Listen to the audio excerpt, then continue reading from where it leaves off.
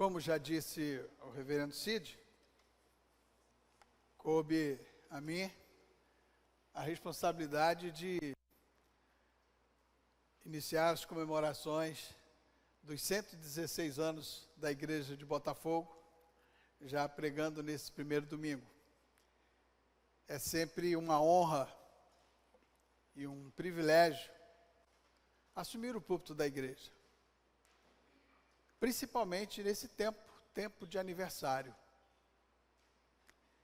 E tempo em que agora não estamos só restritos a este local, a este recinto. É o tempo que a palavra do Senhor nesta igreja está fora da igreja, está fora do nosso país, portanto está espalhada pelo mundo. Nós estamos vivendo o tempo da internet. E isso aumenta muito mais a responsabilidade, porque se já temos aqueles que ouvem a palavra e dialogam conosco sobre este ponto, aquele ponto, imagine no mundo, como as coisas também não devem ser. E, de uma certa forma, me tranquiliza, porque ao longo desses anos, não dos 106, naturalmente, mas de 2000 para cá, mais ou menos, 2005, 2006, nós temos refletido a palavra do Senhor.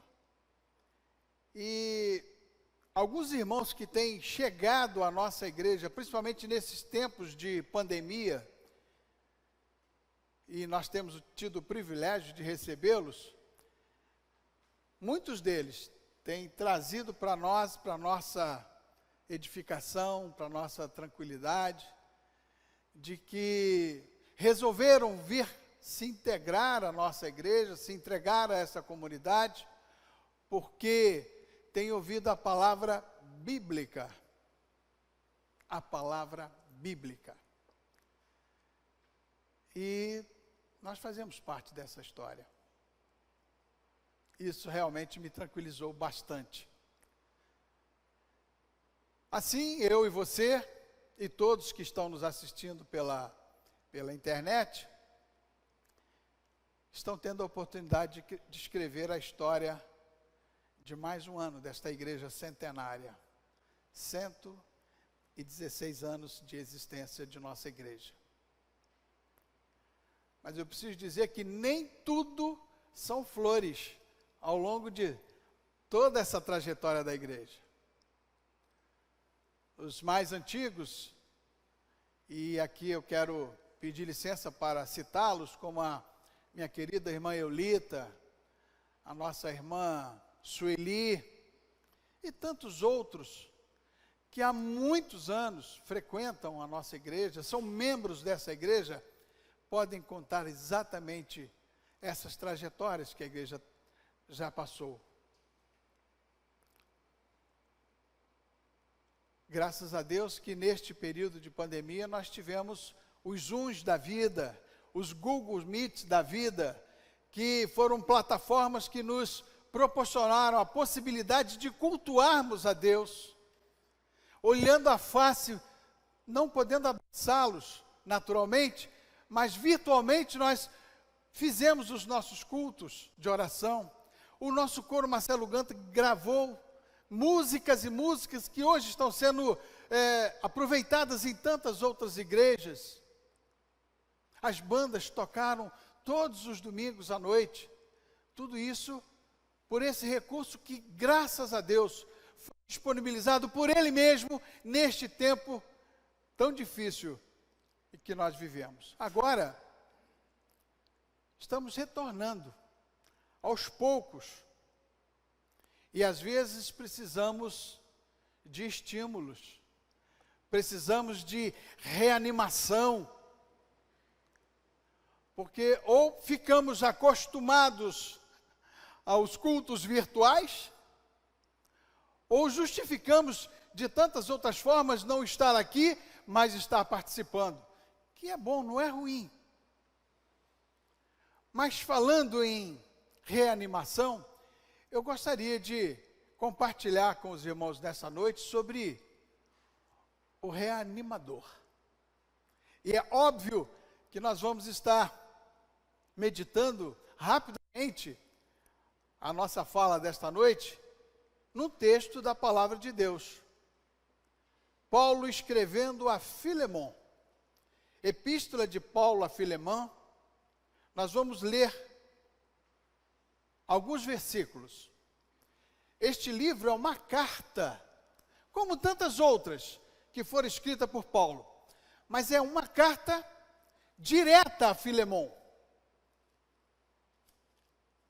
E eu quero ler com os irmãos do versículo 4 ao versículo 20, porque é uma carta, não tem capítulos aqui neste registro. Na minha Bíblia é página 232 no Novo Testamento. Eu convido a você a ler comigo. Diz o seguinte: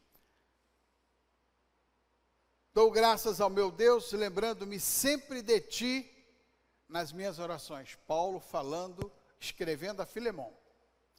Estando ciente do teu amor, Filemon, e da fé que tens para com o Senhor Jesus e todos os santos, para que a comunhão da tua fé se torne eficiente no pleno conhecimento de todo bem que há em nós para com Cristo. Pois, irmão, tive grande alegria e conforto no teu amor, porquanto o coração dos santos tem sido reanimado por teu intermédio. Versículo 8.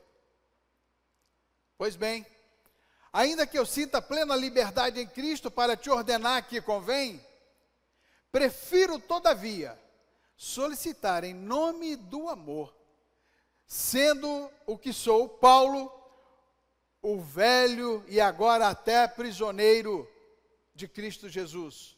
Sim, solicito-te em favor de meu filho Onésimo, que gerei entre algemas, ou seja, na prisão.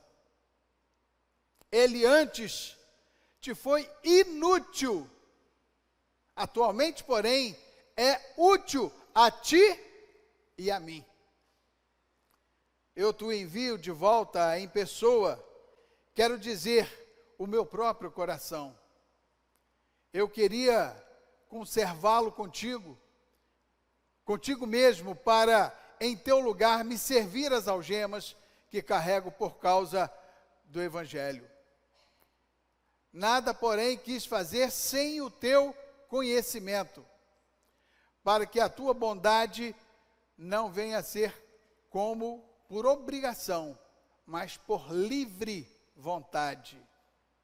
Pois acredito que ele veio a ser afastado de ti temporariamente, a fim de que o recebas agora, naturalmente, para sempre.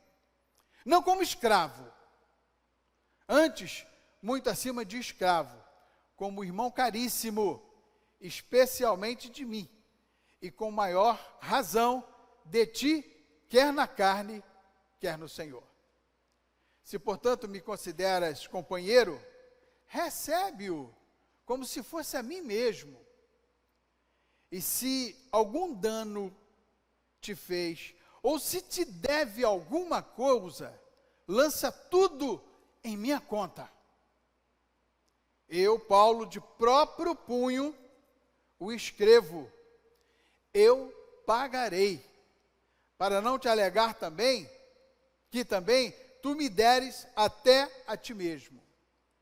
Sim, irmão, que receba de ti no Senhor este benefício.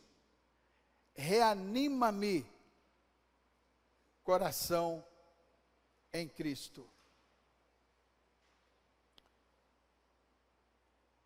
Essa epístola, o objetivo desta epístola e as circunstâncias que a originaram tornam-se claras após essa leitura. A gente percebe claramente a intenção de Paulo quando escreve a Filemon.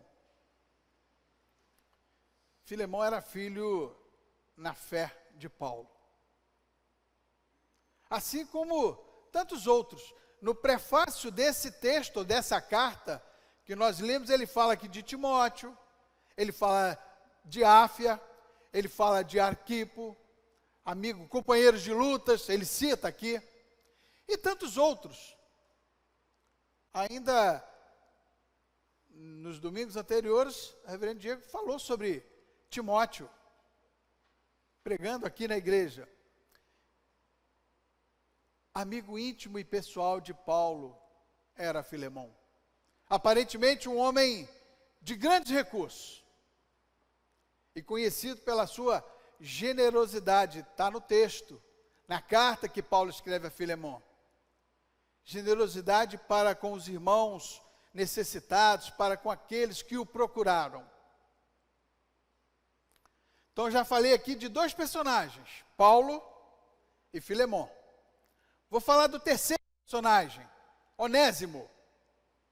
Quem era Onésimo? Era o nome de um escravo de Filemon. É possível que esse jovem Onésimo e tantos outros fosse muito talentoso, e havia um costume naquela época do exército romano de capturar os moços e moças bem afeiçoados fisicamente, inteligentes, e vendia-os como escravo. Naturalmente não seriam romanos. Talvez tenha sido essa a situação de Onésimo, que foi parar lá na casa de Filemon, como escravo. Uns 4 ou 5 anos depois que Paulo deixara aquela região, aquela parte do mundo, estava preso em Roma. E foi nessa ocasião que Paulo escreve essa carta a Filemon. E Onésimo, ao que parece, havia feito algo que não agradara, ou que não agradaria a Filemon. E alguns estudiosos dizem que ele havia furtado alguma coisa, dinheiro ou algum objeto, e fugira para Roma. Uma vez ali em Roma, talvez já tendo gastado aquilo que ele furtara, ou aquilo que ele pegou na casa de Filemon, ele acabou encontrando com Paulo no presídio, talvez como serviçal, talvez como alguém que estava servindo ali para os presos por ordem do exército romano ou das autoridades romanas. E é possível que Onésimo já admirasse Paulo. Anos antes, lá na casa de Filemon, porque fora lá que Paulo conhecera Onésimo, quando esteve junto com Filemon. Agora, em Roma, não é provável que esse encontro fosse um encontro casual, numa cidade entre homens, mulheres e crianças com mais de 1.500.000 habitantes. Mas estava ali Onésimo. Onésimo hoje, nesse encontro, ele poderia se expressar como algumas pessoas se expressam quando dizem, isso é Jesuscidência. Você já ouviu esse termo? Coincidência de Jesus ter feito isso, de me colocar agora frente a frente com o pastor Duzi, frente a frente com o presbítero Mário, principalmente quando se está caminhando para um leito de hospital, aí aparece o presbítero Mário, aparece a nossa querida Hilda, assim, foi Jesus que mandou você aqui, é a Jesuscidência. Costumam sempre falar isso, né? Talvez Onésimo viesse também se expor dessa forma, ou falar desta forma. Porém, a palavra de Deus nos mostra claramente a providência soberana de Deus. E até mesmo em casos como este, de pecado, de rebeldia, de traição, ou seja, há em nossa vida propósito de Deus que não conhecemos. Muitas das vezes não fazemos ideia. Aliás, ele escreveu isso lá em Romanos, no capítulo 8, verso 28, quando diz que todas as coisas cooperam para o bem daqueles que amam a Deus, daqueles que são chamados segundo o seu propósito, que muitas das vezes não conhecemos. Portanto, o objetivo dessa carta escrita por Paulo a Filemon era pedir, você leu comigo, que Filemon perdoasse aquele escravo fugitivo e recebesse, não como escravo, mas agora como irmão em Cristo, e se oferecendo inclusive para restituir o que fora furtado, dinheiro ou qualquer objeto. Está aí no verso 18, olha o verso 18, e se algum dano, fala Paulo a Filemon, te fez, ou se te deve alguma coisa, lança tudo na minha conta, que eu pago. Culminando na sequência, no comovente apelo pedido a Filemon, no sentido que recebesse Onésimo, como se fosse ele mesmo. Está aí no verso 17. Se, portanto, me consideras companheiro, recebe-o, como se fosse a mim mesmo. Pois bem, podemos extrair aqui uma série de lições para nós, para a nossa igreja que está retornando num pós-pandemia. Mas eu vou destacar rapidamente aqui alguns pontos. Entre esses três personagens, Paulo, Filemon e Onésimo. Assim como Paulo, numa demonstração de amor, de carinho e de afeto por Onésimo, intervindo inclusive junto a Filemon, o nosso Senhor Jesus Cristo fez, faz e continuará fazendo a mesma coisa por mim e por você. Jesus pagou a sua conta, pagou a minha conta, pagou o seu erro, pagou pelo meu erro, pagou pelo seu pecado lá na cruz, derramando o seu sangue, sendo sacrificado e torturado. Aliás, hoje, com esta mesa, nós não só lembramos da morte do nosso Senhor Jesus Cristo, mas, sobretudo, a vitória do Senhor Jesus.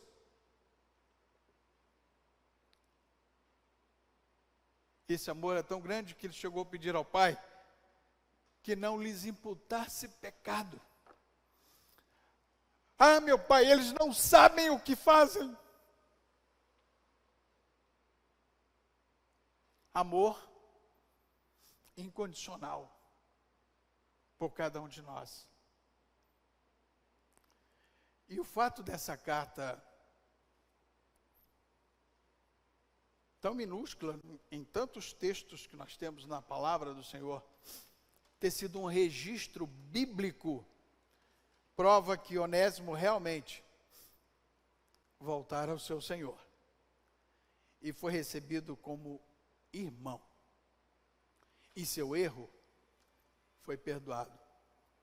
Dizem os estudiosos, não está registrado na Bíblia, que há ainda uma tradição de que Onésimo depois veio a ser bispo da igreja de Bereia. Mas isso é a tradição que fala.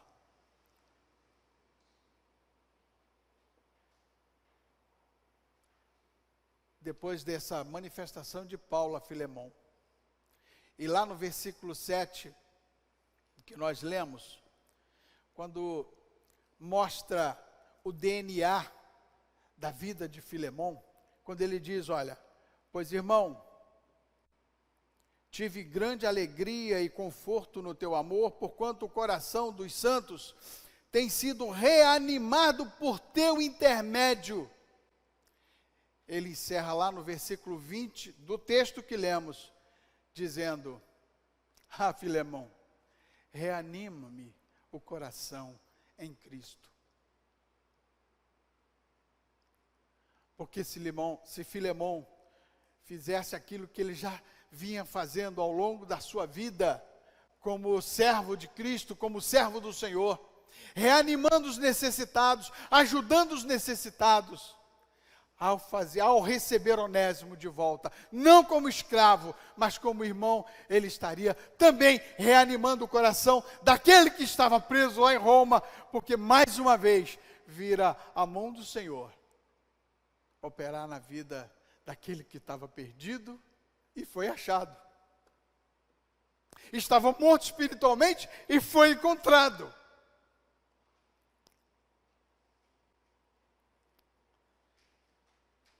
Filemão já trazia em sua vida esse desejo de reanimar os cristãos que se reuniam na sua casa. Reanimou o apóstolo Paulo, que estava preso e algemado. E hoje, mais do que nunca, o Evangelho do Senhor Jesus precisa de gente, de irmãos que traga nele este DNA de reanimação, de estímulo, de trazer a igreja, de voltar a congregar, de ter comunhão aqui na casa do Senhor. Gente que recebe de braços abertos pessoas que necessitam da nossa ajuda, da ajuda da igreja. Gente que mostra com o seu testemunho a todos que nós somos um em Cristo. Não há discriminação. Somos todos do Senhor Jesus, alcançados por sua graça e misericórdia. Gente que reanimam tanto os membros, família, como a liderança da igreja, os oficiais da igreja, para que muitas das vezes a gente ouve falar assim: fulano carrega o piano sozinho. Não, nós podemos todos levar essa palavra que salva, essa palavra que regenera, com o nosso testemunho, com a nossa vida, com amor e fé, que foi destacado hoje pela manhã, pelo reverendo Fernando Cabral, quando ele falou da fé de Caleb. Fé que vence as circunstâncias, fé que aspira perdão e vence sem amargura, depois de ter convivido 40 anos com aquelas pessoas que negaram o poder do Senhor, que não reconheceram o poder do Senhor, tirado do Egito. Fé de plena confiança em Deus. É de gente assim que nós precisamos na obra do Senhor. E esta igreja, louvado seja o Senhor, tem atingido este tempo de vida centenária, 116 anos, porque tem gente que se predispõe a reanimar outros, a trazer outros, a estar junto com a liderança da igreja, para levar esse evangelho que salva, que liberta e que reanima. Gente que sintam paixão pelas almas, reanimando-as e apresentando a solução para a sua vida desorientada, sua vida perdida e às vezes até morta espiritualmente. Eu não sei se é coincidência, eu estou falando de Jesus, coincidência de repente, né? Mas hoje de manhã nós ouvimos alguém falar da fé de um homem, que lá no tempo de Moisés foi um dos espias, e que depois aos 85 anos de idade, segundo o que foi colocado, ele disse: olha, me deixa ir àquela região onde tem aqueles aqueles gigantes, que eu vou tirá-los de lá. Me dê essa oportunidade. 85 anos de idade. Isso estimula essa fé daquele homem, como a fé de Filemão, em reanimar, em ajudar aos demais, faz com que tenhamos revivificado em nós esse desejo de continuar pregando a palavra do Senhor, aqui na igreja de Botafogo, no seio da nossa família, onde quer que estejamos. E assim nós teremos certamente mais um centenário na nossa igreja, com mensagens bíblicas para edificação e para a salvação de muitos. Sejamos assim, como Filemão, pessoas que sustentam os irmãos da fé, chamados para serem santos em Cristo. Possamos assim continuar ganhando vidas para o aprisco do Senhor, aqui em nossa comunidade, e aonde a palavra do Senhor possa ser alcançada.